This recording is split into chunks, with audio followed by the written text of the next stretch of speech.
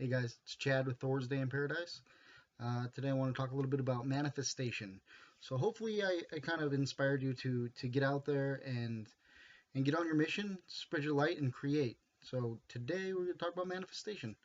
And I have a couple secrets actually. They're not like super secret. I mean, it's stuff that it took me kind of a while to find out and through certain sources. But we'll just go through the basics. So I mean, everyone's seen The Secret, right? Energy attracts like energy by law. You have to ask, believe, and receive. So I learned this 10 years ago. I was 20 years old. And it changed my life. It gave me kind of a different understanding and it helped me get out of this kind of hole I'd been digging myself in. And, and it made me realize or understand why my life is so shitty. And I still had a lot of shit to go through, but at least I had, at least I had something higher than me that I can, put my faith into, and a way to change my thinking. But it's really, yeah, you have to ask. You have to ask for it. Um, and then the hard part here is the believing, because you ask for something and then you do all this positive affirmations and and visualizations and all this stuff, and well, you don't realize that when you're doing this, you're putting fear behind it. You're putting expectations behind it. And I know there's like in those videos are like expect it to come. But when you're expecting it to come, you're putting expectations on it. And that's not surrender. And so you can just as a general way of being expect good things, like just be in a positive frame of mind. But you ever realize or wonder why this things that you don't really want to manifest kind of just manifest? It's because you're not putting all this expectation behind it. Like, and especially now with the frequencies raising up, I'll think of something and it'll be right there, like really quick.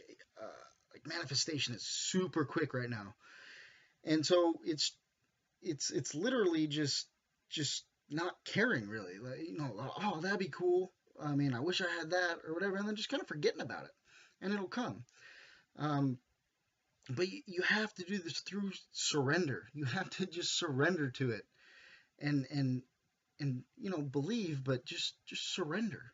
It's that, and get rid of expectations. It's that simple. And you obviously have to receive when it gets there, because you're not going to be able to dictate how it gets to you.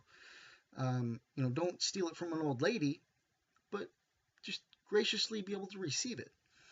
Um, Another thing, this is like the secrets that I kind of learned, and it's pretty cool, and I didn't really believe it at the time. And when I went through my first three ordainments, or initiations, or whatever you want to call them, I was told you're going to learn the secret to manifestation. And I'm like, tell me now. And they're like, you you need to just wait. It'll come when it comes. It'll come at the right time. And this year, on Easter Sunday, I was watching YouTube, and there's a channeling from Archangel Metatron and another person that I watch, and both of them said the same thing, and I never heard it before.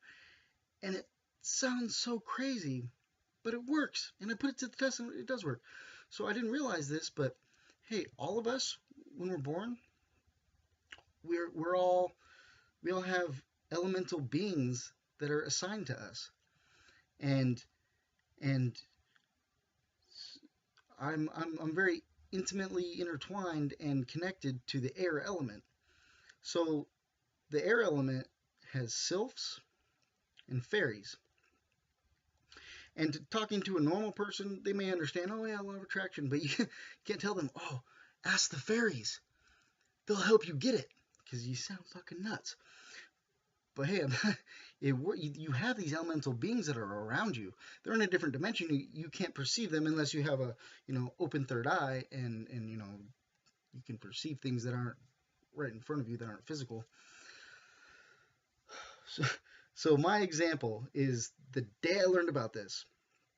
I stood up off my bed and I said, sylphs and fairies, manifest me some kind of business transaction or something, give me something where I can build some wealth. And while I'm standing there, after I got done saying it, I got a message on my phone on Messenger from some guy that I just became friends with, and I became friends with him because I saw him in his like monk robe, and he's all into Krishna. Hari Krishna, hell yeah.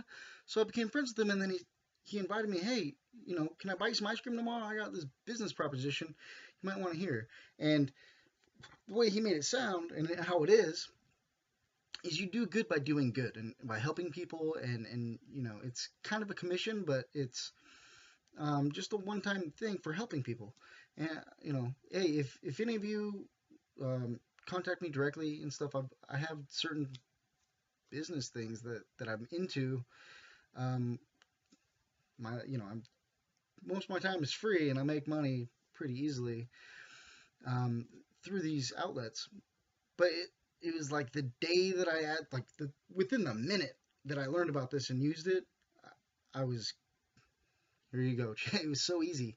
And then so I go to this workshop learning about this new business venture that I started getting myself into, which I felt was very divinely guided. So I went for it.